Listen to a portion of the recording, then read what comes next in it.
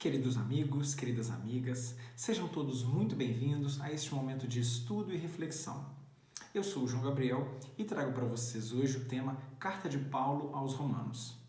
Este estudo me foi encomendado pela coordenação da União Espírita da Advertência Fraternal, a nossa querida UEAF, que este mês completa mais um ano de história. O meu muito obrigado por esse convite carinhoso. Para mim é sempre uma alegria poder estar junto dessa casa que me recebeu ainda na mocidade. Bom, ainda vem muita coisa boa por esse mês, no que é o mês dos sentimentos da UEAF. Então fique ligado, porque além dessa palestra, nós teremos ainda várias outras. Além disso, eu gostaria de agradecer aos amigos aqui do canal Doutrina Viva, que possibilitaram esse espaço. O canal Doutrina Viva, para quem ainda não conhece, traz conteúdos bastante interessantes da doutrina aplicados à nossa vida. Também tem material para evangelizadores, para facilitadores, diretores. Então, enfim, se você ainda não conhece, aproveita depois que acabar o vídeo e dá uma olhada do que tem aqui no canal. Por fim, agradeço a você que dedica esse tempo para compartilhar conosco reflexões e para aprendermos um pouco mais de toda a mensagem do Cristo. Enfim, a Carta de Paulo aos Romanos é algo interessantíssimo e é sem dúvida um tratado de fé. Então nós não temos aqui a pretensão de esgotar todos os assuntos, mas fazer uma reflexão sobre aquilo que de mais importante nós podemos tirar para esse momento que vivemos. A gente começa então pedindo ao nosso Pai Celestial que nos permita tranquilidade, paz e que possamos aprender da melhor maneira possível tudo aquilo que nos é disponível. Agradecemos muito a Ele por todos os momentos que vivemos, por todos os conhecimentos e oportunidades de aprendizado que temos, mesmo nos momentos mais difíceis. E a gente já começa dando uma olhadinha, então, em como Paulo saúda os romanos. Lá no capítulo 1 da carta aos Romanos, ele diz o seguinte: primeiramente dou graças ao meu Deus por Jesus Cristo, acerca de vós todos, porque em todo mundo é anunciada a vossa fé. Então a gente começa fazendo uma ambientação, entendendo um pouquinho de qual era o contexto de Paulo. Ele estava escrevendo aos romanos. Bom, Roma era, naquele tempo, o centro do império. Roma era uma das cidades mais poderosas do mundo inteiro, que dirá a mais poderosa. E o Império Romano alcançou limites nunca antes vistos. Então, naquele tempo, Roma era a sede do poder, a sede da política. E junto com isso também vinha uma série de outras consequências. Os romanos, dotados de todas as suas posses materiais, poderiam então ter nos hebreus uma outra referência que era de onde Paulo escrevia, mas uma referência espiritual.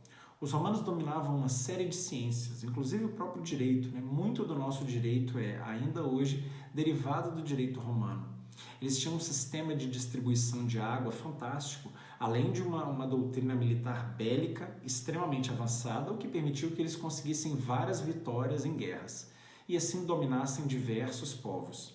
Colhiam impostos de maneira também impecável. Então os romanos estavam, sem dúvida, embebidos em diversos valores materiais, em diversos valores materialistas. Paulo escreve aos romanos sabendo de todas essas afeições. Com esse materialismo vem também uma espécie de sensualismo, que é isso que a matéria muitas vezes faz conosco. Nós somos facilmente atraídos por valores materiais. Somos facilmente atraídos por beleza, por dinheiro, por status, por carreira, por posição social. Então Paulo sabia exatamente a quem ele se dirigia. E ele começa a sua mensagem dando graças a Deus. Aí também exortando o monoteísmo. E aí a gente já começa uma reflexão bastante interessante sobre o que seria esse monoteísmo. Será que é simplesmente acreditar em um Deus único? E aí vem uma reflexão de que acreditar pode ser algo com diversas intensidades. Então, quando Paulo exorta Deus, logo nesse primeiro momento, ele está fazendo uma introdução a tantos outros ensinamentos que ele quer trazer na sequência com essa carta, sendo que Deus deve ser o pilar central de tudo aquilo que nós vamos vivenciar. Bom, Paulo traz ainda no primeiro capítulo, o seguinte trecho: porque desejo ver-vos para comunicar algum dom espiritual, a fim de que sejais confortados. Então, o que Paulo tentava fazer nesse momento era uma aproximação entre aquilo que ele tinha de conhecimento entre os hebreus e aquilo que os romanos possuíam de tanto poderio e de tanto conhecimento científico. Na verdade, os hebreus tinham sim uma espiritualidade desenvolvida pelo seu próprio passado, pelo seu histórico, mas a gente vê que essa individualidade, ainda naquele tempo, por tudo aquilo inclusive que o Cristo vivenciou, ela estava muito arraigada em instituições. Então esse é um risco que qualquer religião corre, né? De que de alguma maneira aquilo que deveria ser sentimento, aquilo que deveria ser vivenciado na prática, se transforme em instituição, se transforme em rotina. E por isso a gente deve sempre questionar os nossos cultos, os nossos dogmas, as nossas tradições. Porque se elas forem meramente uma repetição daquilo que nós fazíamos, os nossos pais, os nossos ancestrais faziam, sem uma reflexão, ela tende a ser vazia. Então, às vezes as pessoas perguntam, né? Principalmente sobre a oração, que é algo muito interessante, a oração deve ser repetida, não deve, enfim, o que conta é o sentimento. Então, Paulo sabia dessa realidade dos hebreus, que por um lado poderiam ter um aspecto mais espiritualizados, mas viviam um certo engessamento disso, mas sabia que os romanos, por outro lado, estavam muito distantes disso. Os valores em Roma eram outros. Então, Roma, assim como esse centro do poder e o centro, né, da sede do materialismo, do culto ao materialismo, era sem dúvida uma oportunidade de evangelizar incrível. E é assim que Paulo se dirige aos romanos. Já no capítulo 2, Paulo diz, ainda no capítulo 1, Paulo diz o seguinte: mas o justo viverá da fé. Ele usa em várias passagens essa questão justo. O justo que ele diz aqui é aquele ser humano virtuoso. É aquela pessoa que de fato busca cultuar virtudes e seguir no caminho do bem. E esse caminho do bem, ele não é necessariamente seguir as leis unicamente. Ele faz até várias vezes essa análise entre o que seria a lei e o que seria de fato essa justificação, que seria ser o justo. Então, ser justo para Paulo não é unicamente seguir a lei, né? Saber o que é certo na lei e fazer o que está de acordo com a lei não é suficiente. É necessário mais do que fazer. E aí a gente entra no campo dos sentimentos, que é tão oportuno esse mês. Então, Paulo diz que o justo viverá da fé. E é preciso que a gente faça aqui inicialmente uma distinção entre o que é crença e o que é fé. A crença pode ser um conjunto de conhecimentos, não necessariamente baseados em algo comprovado, algo cientificamente comprovado. Então, quando nós falamos, por exemplo, de uma crença espírita, de uma crença católica, de uma crença judaica, nós estamos falando de uma série de conhecimentos que ali estão e que, de alguma maneira, a pessoa se afeiçoa, reconhece naquele conjunto de entendimentos algum sentido. Mas a fé é algo muito mais profundo. E a fé ela vai estar sim conectada ao nosso íntimo. Não necessariamente aquilo que professamos, não necessariamente aquilo que dizemos. É claro que a fé ela vai permear toda a nossa vida, mas a fé ela é muito mais do que uma repetição de palavras ou simples comportamentos externos, né? Aquilo que eu faço para ou evitar ser criticado ou para ganhar alguma recompensa ou para simplesmente me ajustar. Na verdade, nós fazemos essas trocas o tempo inteiro. Então, a fim de sermos reconhecidos, a gente muitas vezes tenta tomar uma determinada postura, a gente muitas vezes participa de compromissos sociais simplesmente porque a gente seria criticado se não estivesse lá. Mas a fé é algo totalmente diferente.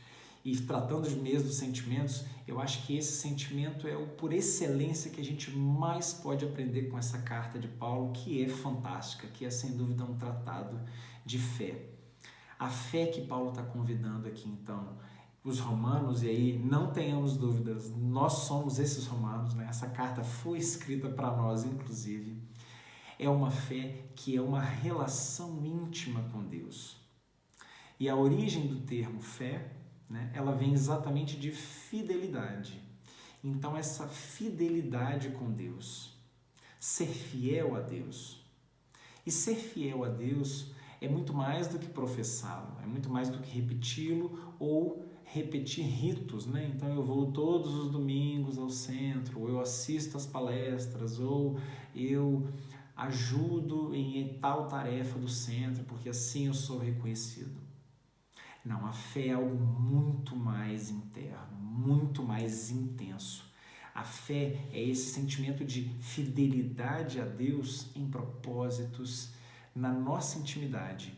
Então, quando Paulo fala aqui dessa fé verdadeira e de que o justo viverá pela fé, ele está falando de que isso que alimenta o justo.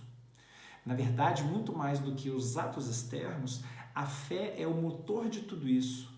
É a fé que faz com que o ser queira ser esse virtuoso, queira ser essa pessoa virtuosa, essa pessoa que busca Deus, porque ela tem essa fidelidade com Deus.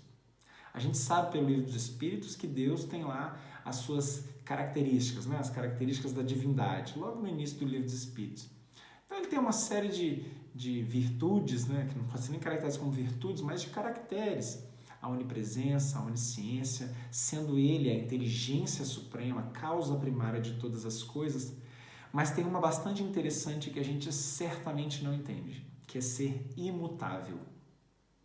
Então, ser imutável, né? Deus enquanto o Criador imutável, sendo imutável, ele não se entristece, ele não se enraivece conosco.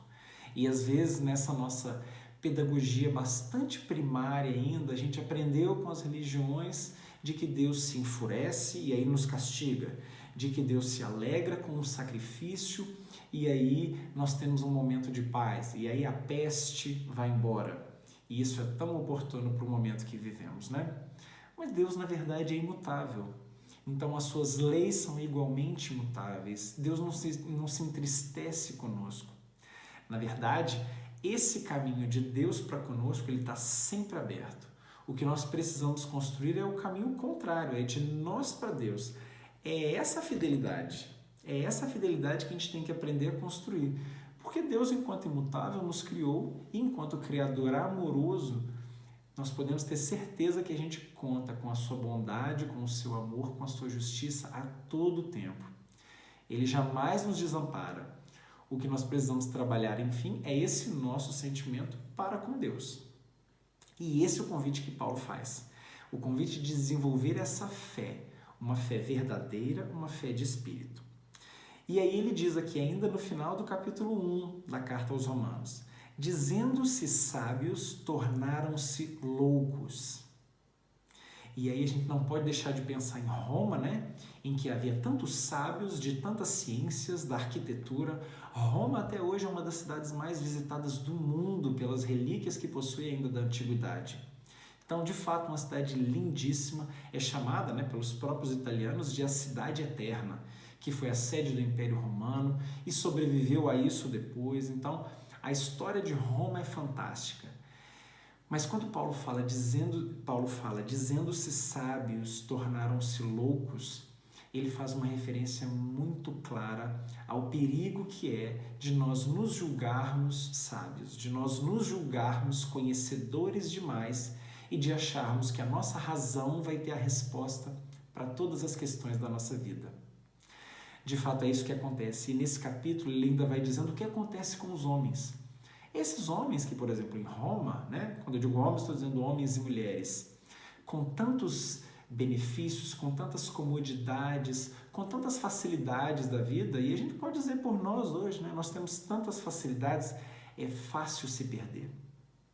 Com um pequeno celular na mão com acesso à internet, a gente consegue ter acesso a conteúdos de qualidades extremamente diferentes.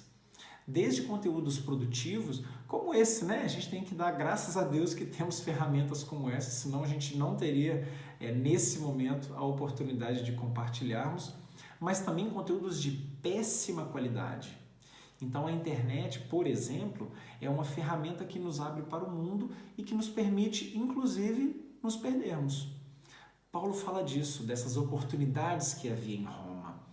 E aí isso é uma mensagem sem dúvida para nós também, que temos cada vez mais facilidades e que temos cada vez mais convites. E ele fala que se tornaram então vaidosos, orgulhosos, em uma referência clara de que quando nós não temos então essa âncora, né, essa base firme que estará na nossa fé, no íntimo do nosso ser, nós temos sim uma grande chance de nos perdermos. Mas ele não fala isso somente dos romanos. Ele se coloca na própria pele, ele entende, porque assim como nós, Paulo errou, Paulo cometeu os seus erros, ele também teve um momento de descoberta do Cristo, mas tanto quanto nós, é passível de erros, né? E nenhum ser humano que aqui esteve foi isento de erros.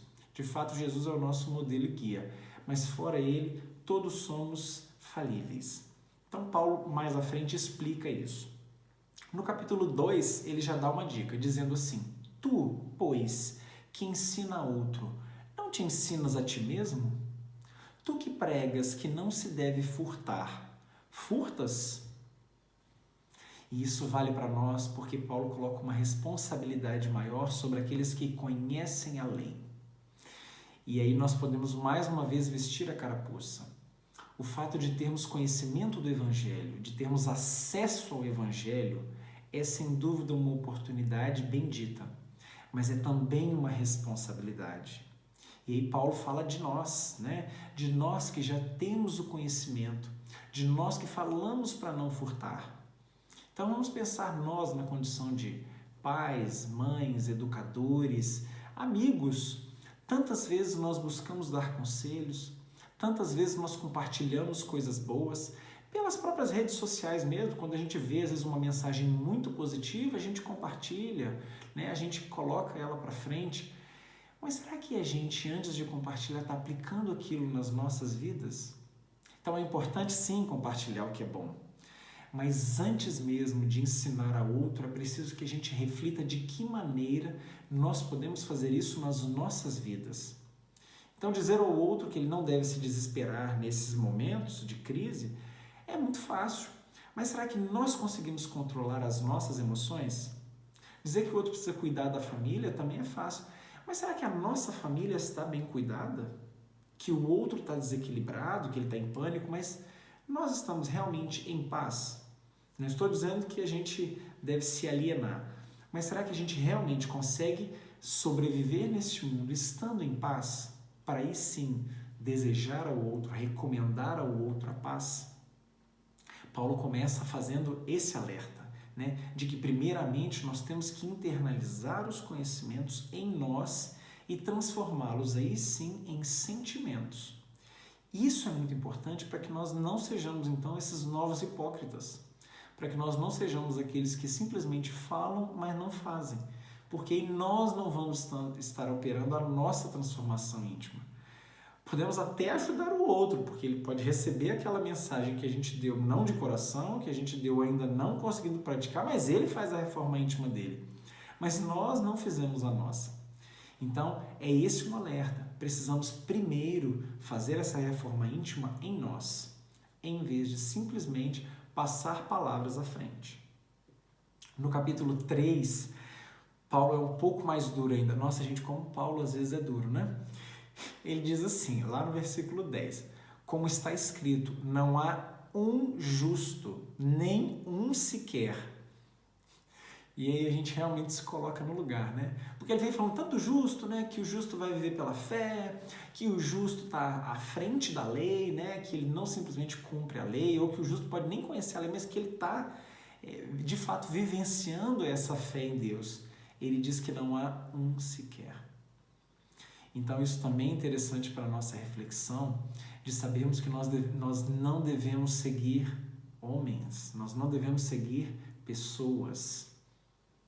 A fé, Deus, tudo isso é muito maior.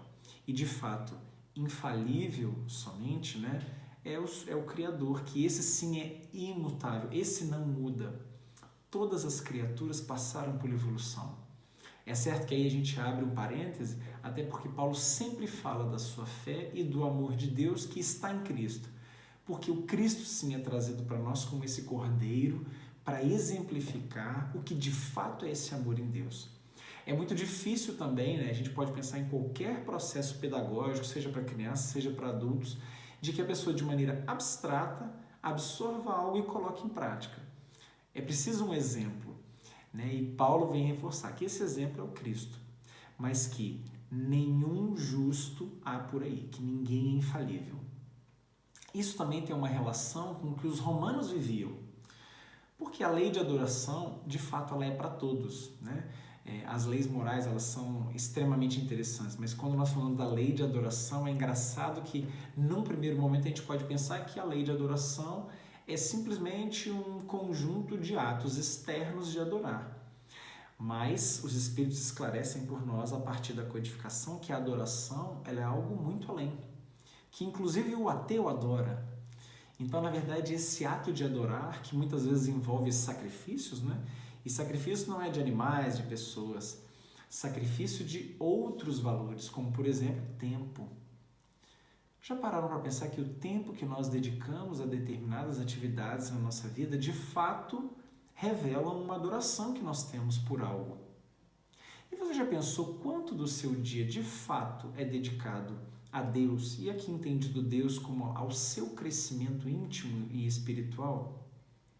Muitas vezes nós passamos horas e horas do nosso dia dedicados a atividades meramente materiais. Não é que nós não devemos ter essas preocupações, nós devemos, até porque o nosso próprio corpo físico depende de uma série de cuidados e sem esse corpo físico a gente não consegue desempenhar qualquer outra tarefa de ordem psicológica, espiritual, emocional.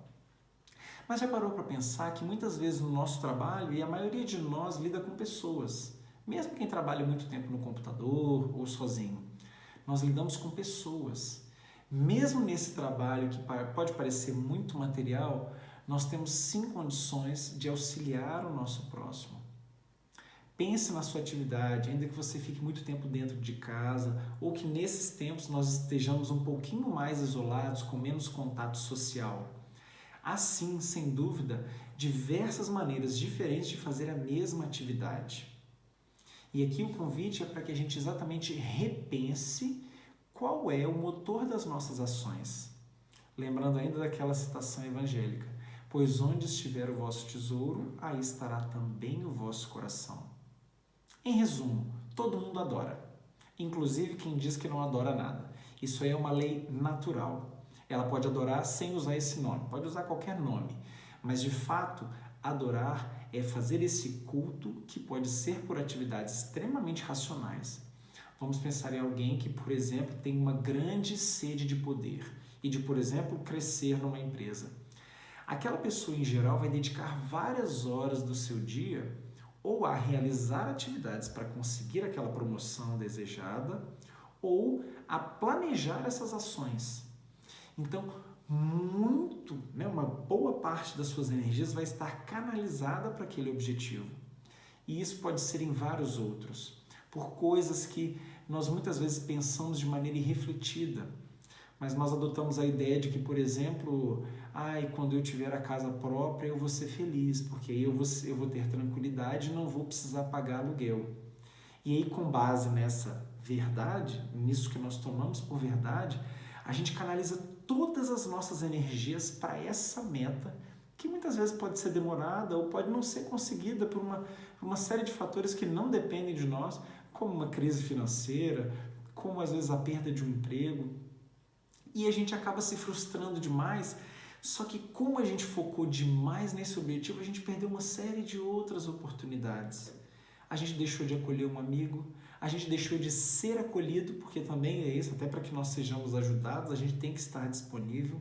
Então a gente deixou de ser acolhido, a gente deixou várias oportunidades passarem porque nós estávamos focados em conseguir aquele objetivo que era, por exemplo, a casa própria. E quando a gente chega lá e alcança o objetivo, muitas vezes a gente vê que aquilo não era tão grandioso. E aí vem aquela leve sensação da criança com um brinquedo novo, né? No primeiro dia ela está super empolgada. No segundo dia o interesse vai diminuindo. No terceiro ela vê que já não era mais aquilo. E aí vem aquela sensação de vazio. Porque de fato o nosso coração, né, foi colocado num lugar que era menor, num lugar que era mesquinho, que era de um bem que de fato vai passar. Bom, esse é um ponto. No capítulo ainda 3, Paulo diz o seguinte: concluímos, pois, que o homem é justificado. Esse justificado é tornar-se justo. Nós temos aí diversas traduções e aí nem sempre a gente pode se apegar né, a um termo muito específico, mas entender o que está dizendo no conjunto. Então, como Paulo sempre traz essa questão do justo, a gente entende porque o homem, né, que é justificado, que vai se tornar justo, virtuoso, ele é pela fé sem as obras da lei. E aí vem uma questão muito importante, porque nós sabemos que existe a questão a caridade enquanto esse amor em movimento, e nós pensamos quase sempre em obras. A gente pensa em números, a gente pensa em resultados. Então eu ainda lembro, né, isso não é nenhuma forma de crítica, de que a gente voltava da campanha do quilo, ainda na UEAF, e a gente ficava feliz quando tinha muita arrecadação. Mas os próprios coordenadores da época já diziam, gente, isso não mais ou menos arrecadação, não é sinal de sucesso ou insucesso, de que vocês fizeram bem ou mal o trabalho. Na verdade, eles não diziam com todas as palavras, mas o maior trabalho de crescimento ali naquela campanha do quilo não era a quantidade de alimento que estava sendo arrecadado, e sim a transformação moral daqueles jovens que batiam na porta dos outros pedindo uma cebola, um pacote de macarrão, o que quer que seja. Então esse era o grande trabalho que estava sendo operado ali, de humildade, de colocar as suas energias em prol de algo que você de fato não vai usufruir, né? Aquela sopa, aquela cesta básica vai para outro. Então ali era o grande trabalho. E aí Paulo traz para nós de que esse homem justo, ele vai ser pela fé. Então a fé que vai fazer desse homem justo, porque ele vai sempre mobilizar suas energias em prol de algo que o conecta cada vez mais intensamente com Deus. Porque aquele que está vivendo de números e de indicadores, seja na própria doutrina ou em qualquer outra religião, aquele que diz, não, eu participo do estudo X, do estudo Y, eu coordeno tal estudo, aqui eu sou facilitador, ali eu sou evangelizador, esse muitas vezes já está colhendo naquele momento em que ele diz o que ele faz, o seu galardão, né? A sua recompensa. Ele ali próprio já terminou o trabalho de realimentação. Era aquilo que ele queria, era a satisfação do ego. Esse não é o homem justo, esse não é o homem virtuoso que Paulo fala, porque o homem virtuoso ele vai ser pela fé. E ainda que ele tente 1000 vezes uma empreitada e essa empreitada não dê certo, e ele seja plenamente criticado por todos que estão em volta dele, ele já teve sucesso, ele já é virtuoso, porque o sentimento dele é de comunhão com Deus. Então, ainda que 1000 vezes não dê certo, o coração dele está magnetizado, ele está voltado para atender o que ele entende como a vontade de Deus. A vontade de Deus para nós, que é essa justiça, que é fazer o bem ao próximo. No capítulo 5, Paulo traz ainda o seguinte: tendo sido, pois, justificados, tornados justos pela fé, temos paz com Deus. Paz com Deus. Já imaginou o que seria paz no mundo de hoje? Que nós somos o tempo todo, temos uma enxurrada de informações e muitas vezes essas informações estão carregadas de ódio. Nós temos uma série de mensagens, muitas vezes, que parecem ser para dizer algo bonito, mas que no fundo tem uma conotação política e simplesmente um desejo de quem mandou aquela mensagem de dizer: viu como eu estava certo e você estava errado? Ouviu como eu havia escolhido certo? Ouviu como eu tinha razão? Nossa, isso é extremamente problemático, porque aí a gente coloca o nosso ego para fora. E aí a paz, né, que nós desejamos em Deus, ela não vem, porque a gente não consegue entender como é que o irmão pensa diferente, como é que ele não entendeu ainda o que para nós está tão claro. Mas isso não é paz, porque ainda que a gente comprove, né, centenas de vezes que nós estávamos certos, a gente não vai encontrar paz aí, porque de fato não era a paz que a gente estava buscando. Era simplesmente a nossa vaidade querendo provar de que a gente estava mais certo, de que a gente conseguiu perceber antes. Então, para quê? Esse não é o justo. O virtuoso não é aquele que consegue provar que o seu irmão estava errado, estava menos certo, mas sim aquele que consegue acolher. Então, é claro, nós temos uma série de debates na vida pública, nós precisamos pensar nas melhores escolhas, nós precisamos pensar coletivamente, e uma crise como essa, ela nos convida a refletir melhor as nossas escolhas. Mas não tenhamos dúvida de que paz com Deus a gente vai encontrar quando de fato a gente olhar o nosso irmão com os olhos amorosos que a gente precisa ser olhado. Então, é esse amor, esse perdão, essa benevolência, né? Aquilo que a doutrina já nos ensina como sendo aí o que seria de fato a caridade, né? Essa benevolência para com todos, essa indulgência para com as falhas alheias, o perdão das ofensas, porque muitas vezes o irmão perdido nesse momento, nesse afã de querer resolver uma situação, a gente acaba ofendendo o outro. Mas é perdoar essas ofensas e, se possível, não se deixar ofender, o que seria melhor ainda. E aí Paulo fala de que é pela fé que a gente vai sentir essa paz em Deus. Essa paz, eu acho que ele está falando de uma conexão cada vez mais intensa, da gente ter a certeza de que Deus não nos abandonou, Ele não se chateou com a gente, Ele não está embirrado porque a humanidade começou a fazer tudo errado, ou porque, meu Deus, onde esse mundo vai parar, olha o que os seres humanos estão fazendo, né? Então não é isso, Deus não está bravo conosco, Deus simplesmente está com a porta o tempo inteiro aberta e nós é que vamos interagir da maneira como nós conseguirmos. Paulo diz ainda nesse mesmo capítulo, e não somente isso, ele não está falando só então dessa questão da paz em Deus, porque é o que às vezes a gente imagina como ideal, né? Então o verdadeiro cristão é aquele que vai gozar de uma paz e de uma tranquilidade, porque a gente julga às vezes que perfeição, que evolução, que reforma íntima é sinônimo de um jardim, né, um gramado em que as pessoas estão lá todas vestidas de branco, pombinhas voando e árvores verdes. Mas se a gente for pensar no Cristo, que é o espírito mais evoluído que a gente teve notícia, olha o que foi a vida dele. Olha o perrengue que o Cristo passou para vir, para trazer para nós essa verdadeira vida, para mostrar para nós o que de fato é viver em Deus, o que de fato é o amor. Gente, não tem nada a ver com aquilo que tinham vendido lá no início, né? De que o céu seria um confortável condomínio, com anjos cantando hosanas, tocando instrumentos.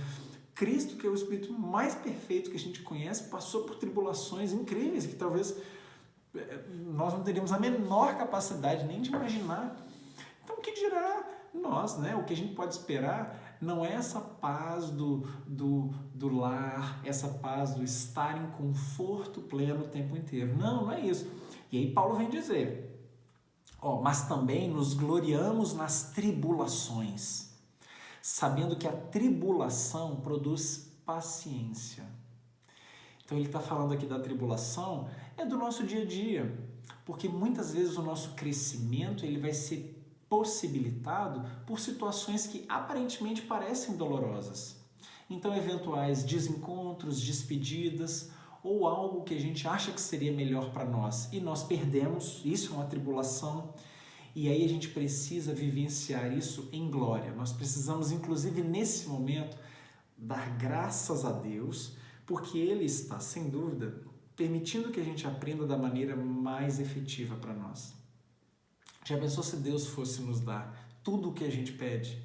Tudo o que a gente pediu? Primeiro que ia ser inviável, né? A quantidade de gente ganhando na Mega Sena ao mesmo tempo, a quantidade de casa própria e casa na praia que ia existir, ia precisar de tanta praia e tanta casa. E eu nunca me pensei como é que iam limpar tantas coisas, como é que iam viajar para tantos lugares, porque ia ter muito mais casa do que gente. Então, assim, se Deus fosse dar para nós tudo o que a gente pediu, ufa, né? Acho que o mundo ia ser um lugar um tanto quanto caótico, mais do que é. Então, Deus não nos dá tudo que a gente pede, mas a gente pode ter certeza que nessa relação de fidelidade, a gente, à medida em que aprimora o contato com Deus, a gente vai entender mais e mais que aquilo que Ele está nos permitindo é exatamente o que a gente precisa. O caminho que nós precisamos seguir, ele não é igual ao do vizinho, ele não é igual ao do nosso irmão, ele não é igual ao dos nossos pais, ele é o nosso caminho.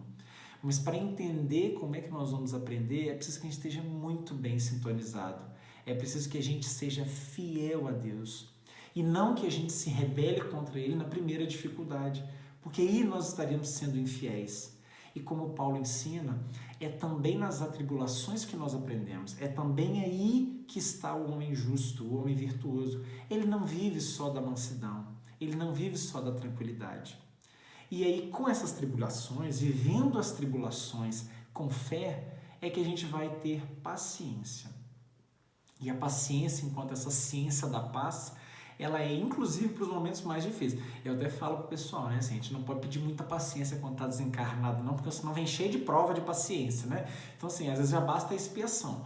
Mas paciência é essa ciência da paz, é de esperar em paz, de trabalhar em paz, de analisar em paz, refletir em paz no momento em que está tudo caindo à nossa volta. E o que vem com a paciência? Paulo fala no versículo seguinte: e a paciência traz a experiência ou a aprovação, o que seria em outras traduções.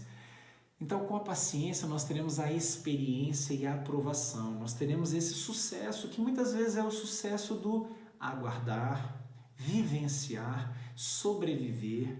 Então, a paciência é que nos vai dar essa condição de experienciarmos vários momentos, de termos várias, de fato, vivências e com elas aprender. Porque o que vem com a experiência? Paulo já diz, a esperança.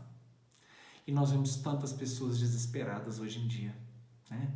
Na verdade, essa desesperança, na verdade, é o não saber o que esperar e estar absolutamente intranquilo. Aí você pode perguntar, pô, mas João, a fé também é algo que a gente não consegue provar, que a gente não consegue materializar. Então, por que a desesperança é problemática? Porque na desesperança a gente não tem norte, a gente não sabe o que pode vir e a gente não sabe onde se agarrar. Como se a gente fosse uma boia jogada no mar. Com a esperança, a gente tem sentimento do que pode vir. Então, a esperança, Paulo esclarece isso depois, não é eu ter a certeza do que vai acontecer, não é eu saber quais fatos irão ocorrer na minha vida, mas, por outro lado, é ter essa maturidade de sentimento, de saber que, olha, Deus está comigo e Ele, de fato, cuida de mim como um pai zeloso.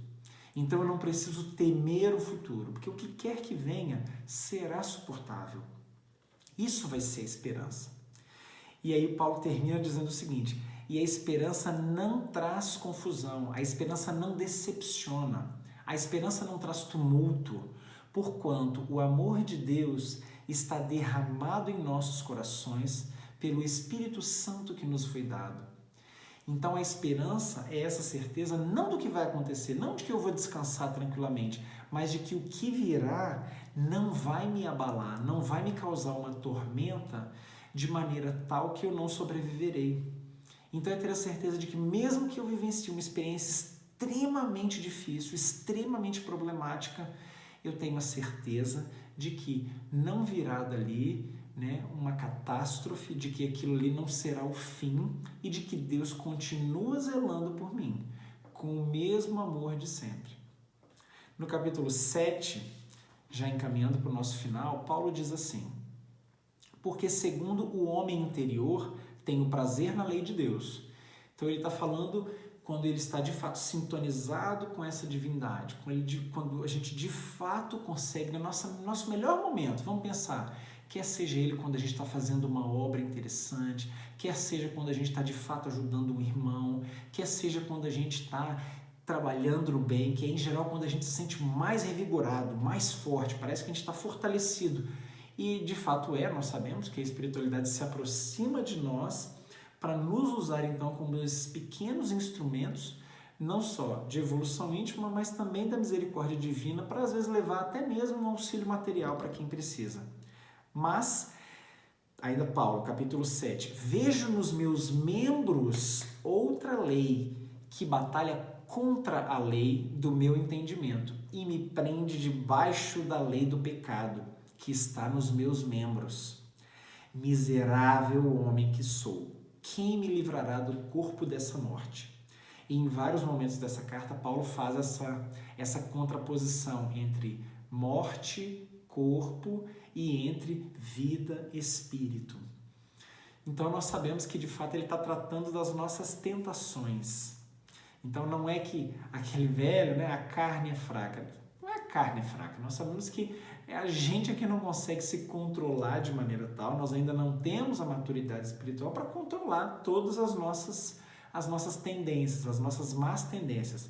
Mas a gente sabe também que o trabalho, ele é contínuo e infinito. Então, o trabalho de controlar as más tendências, ele é para todo sempre. E Paulo fala disso, de que essa morte, né, esse corpo, ele quer puxar para baixo.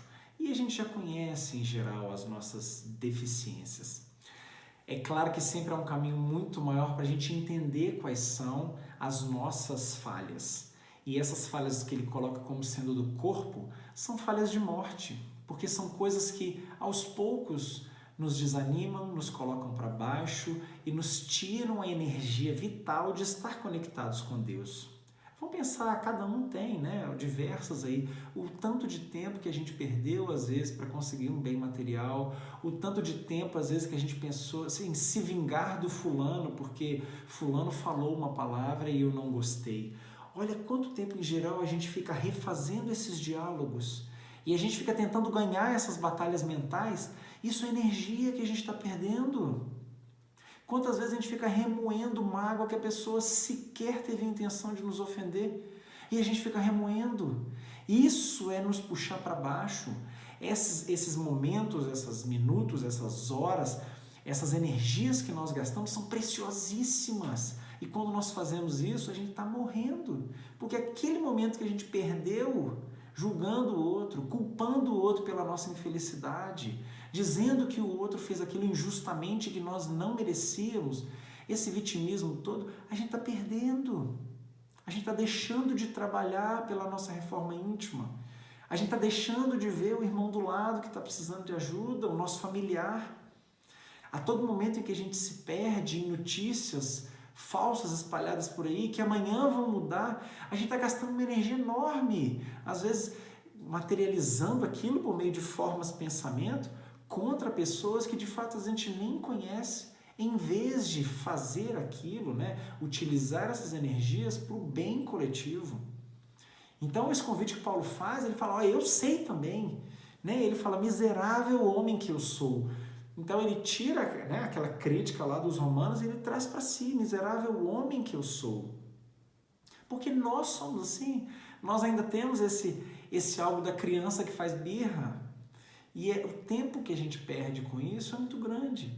Então quanto menos birra, quanto menos pirraça a gente fizer, mais a gente vai estar utilizando bem esses recursos vitais, o nosso tempo. E é isso que ele quer, que nós não sejamos mais essas crianças inconsequentes. Essas crianças que às vezes, né, gostam do pai ou da mãe porque dá uma lembrancinha, que gosta do tio porque ele leva doce, que gosta de determinado lugar porque lá tem algo que atrai, né, os sentidos. Não, a conexão, isso pode até atrair, isso pode até, né, nos aproximar de alguma situação. Mas essa conexão verdadeira, ela depende muito mais do que essas pequenas migalhas. Enfim, no capítulo 8, que é o último da carta aos Romanos, Paulo diz assim, porque em esperança fomos salvos.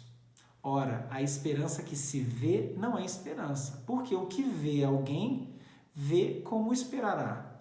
Ele está dizendo então que assim, a esperança não é você ter a certeza do que está ali na frente, porque se você está vendo, isso não é esperança, você já sabe o que te espera. A esperança é esse acreditar em algo que de fato não se vê, mas é uma certeza e uma tranquilidade de quem sabe que enquanto meras plantinhas, né, que o vento pode jogar de lá para cá, nós somos também plantas que têm raízes. E aí a gente entende que Deus é a terra que nos nutre com água, com todos os minerais de que nós precisamos. Terminando então, Paulo diz lá no versículo 38 e 39, porque estou certo de que nem a morte, nem a vida, nem os anjos, nem os principados, nem as potestades, nem o presente, nem o porvir, nem a altura, nem a profundidade, nem alguma outra criatura nos poderá separar do amor de Deus. E ele coloca como sendo o Cristo o caminho para esse amor em Deus. Então, fé, né, uma das conclusões que a gente pode tirar é nada mais do que esse amor a Deus na nossa intimidade mais profunda e que é um caminho individual, que a gente precisa trilhar a cada dia. Temos aí um recurso fantástico que é a oração.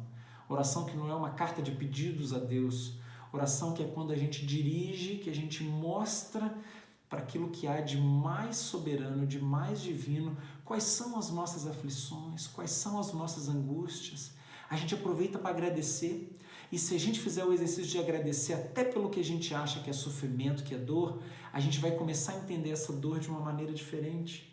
Então, agradecer a Deus sempre, elevar os nossos pensamentos e dizer graças a Deus, muito obrigado. Sabemos que essa situação é difícil, mas que há algo a ser aprendido, há algo a ser vivenciado e que nós sairemos do momento mais difícil muito melhores. Porque esse é o convite que o Cristo nos faz a todo momento, a superarmos tudo o que há de mundano, tudo o que há de material, para que possamos crescer no que é de fato a nossa existência espiritual, para que possamos cada vez mais estarmos sintonizados com Deus e ainda que a nossa luz seja bem pequenininha, possamos ser pequenos instrumentos da sua misericórdia divina. Eu agradeço então pela sua paciência, pela sua caridade. Se você tiver comentários, dúvidas, sugestões, poste aqui nos comentários desse vídeo no canal Doutrina Viva, que nós vamos ter o maior prazer em responder. Eu agradeço novamente ao EAF por essa oportunidade bendita. Espero que o mês seja de festa, seja de comemoração, de aprendizado, de reflexão e aguardo você num próximo momento. Fique com Deus e até lá.